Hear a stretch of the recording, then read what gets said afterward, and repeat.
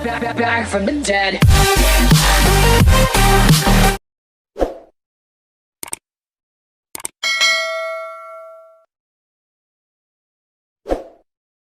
Indonesia harus puas dengan hasil imbang 0-0 melawan Vietnam pada leg pertama babak semifinal Piala AFF 2022 di Stadion Utama Gelora Bung Karno, SUGBK, Jakarta.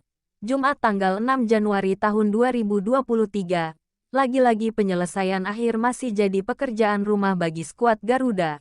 Meski gagal memetik kemenangan, hasil ini bisa menjadi keuntungan bagi Indonesia. Turnamen ini menerapkan aturan gol tandang. Jika Indonesia mencatatkan hasil imbang 1-1 dan seterusnya pada leg kedua di Vietnam, Indonesia akan lolos ke babak final.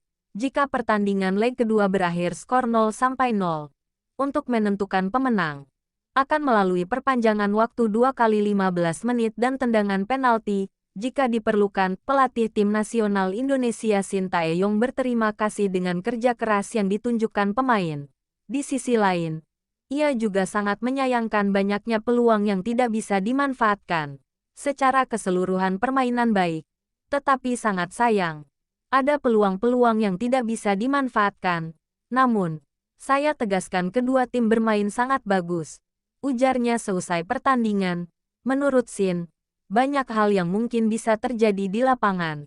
Meski hasilnya tanpa gol, ia tetap mengapresiasi kinerja pemain Garuda yang bekerja dengan baik. Ia juga menekankan, kendala penyelesaian akhir bisa diperbaiki pada leg kedua.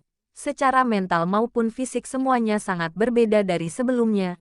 Jadi, tidak perlu ada yang harus dikhawatirkan. Masalah penyelesaian akhir, kami akan selesaikan masalah itu pada laga leg kedua nanti, kata Shin. Shin memastikan akan mempersiapkan tim sebaik mungkin untuk laga kedua.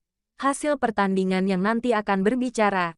Jadi tolong lihat hasil di stadion nanti, katanya. Kapten tim Indonesia, Fahrudin Arianto, mengakui laga melawan Vietnam memang tak mudah. Ia dan para pemain lain sudah bekerja keras. Apa yang diinginkan pelatih selama persiapan sudah berjalan di pertandingan. Tapi memang belum bisa tercipta gol. Masih ada leg kedua. Kita masih harus kerja keras untuk melaju ke final, ujarnya. Pada semifinal ini, Shin melakukan perubahan pola permainan.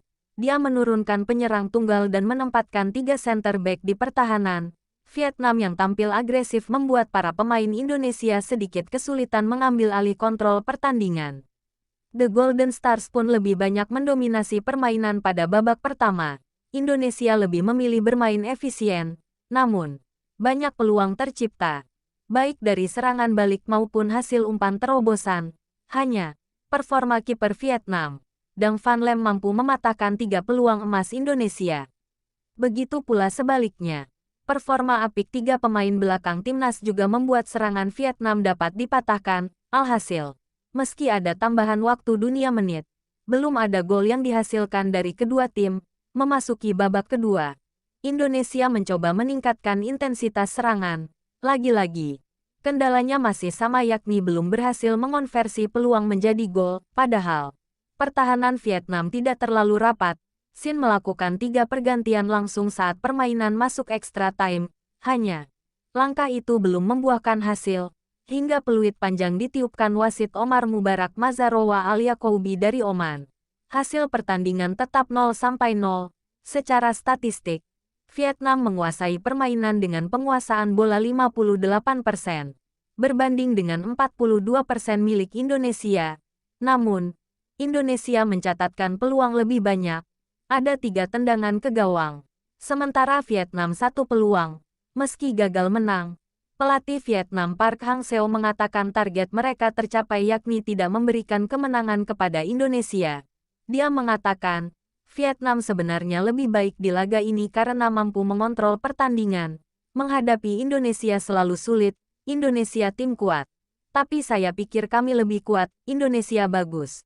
Tetapi Vietnam lebih baik, kata Park seraya siap membalaskan hasil ini pada leg kedua yang akan digelar di Vietnam pada tanggal 9 Januari mendatang. Walau berakhir imbang, apresiasi tetap diberikan Presiden Joko Widodo yang mendukung langsung timnas di Senayan. Ia mengatakan hasil seri ini merupakan kerja keras Back from the dead.